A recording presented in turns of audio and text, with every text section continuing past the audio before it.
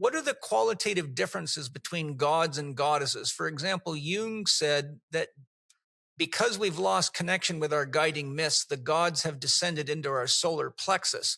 How may we experience the difference between a god and a goddess within our solar plexus?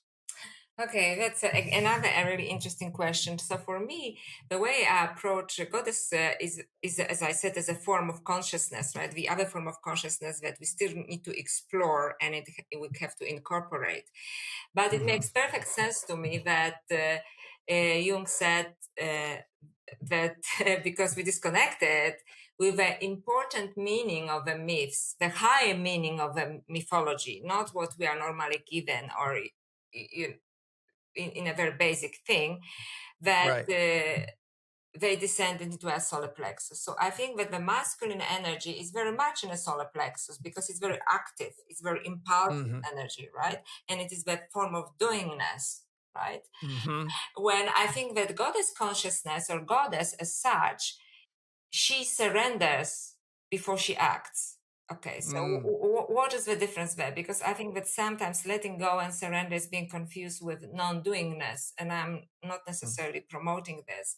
I think that goddess consciousness is that she can surrender and feel the energy first before she acts.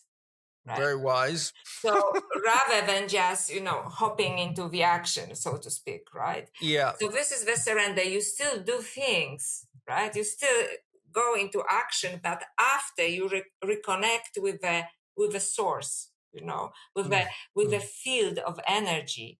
So that's why there's no coincidence there that goddess is also called in esoteric Hinduism Shakti, right? Shakti is the life energy. Right? Intelligent energy. Very intelligent energy, which anybody who had a strong Kundalini awakening understands, right? So this kind of goddess connects with this energy before she acts, right? So it's a surrender, and the action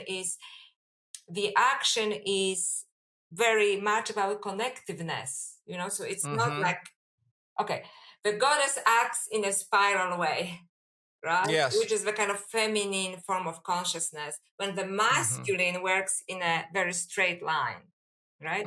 So recently when I was meditating, I had this wonderful vision that male consciousness is more like the river Nile. It just goes straight through, right? It's very straight.